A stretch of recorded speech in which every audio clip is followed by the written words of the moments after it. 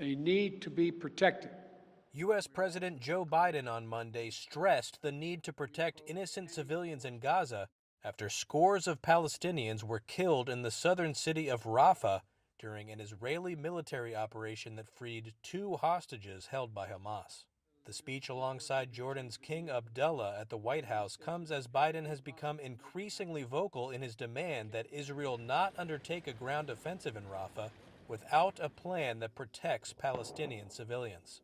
Major military operation in Rafah should not proceed without a credible plan for ensuring the safety and support of more than 1 million people sheltering there.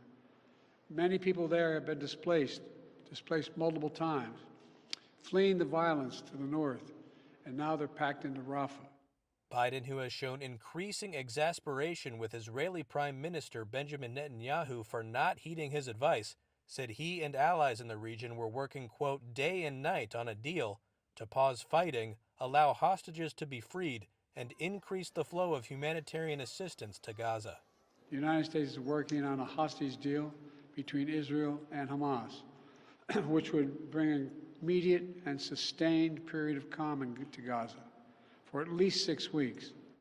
Sources familiar with the talks told Reuters that senior officials from the U.S., Egypt, Israel, and Qatar were expected to resume negotiations on Tuesday in Cairo to work on a 3-phase deal framework to release hostages and achieve an extended pause. We are still focused on trying to get an extended humanitarian pause. White House National Security spokesperson John Kirby told reporters that some progress had been made in negotiations toward a pause in fighting, but that more work was still needed to be done.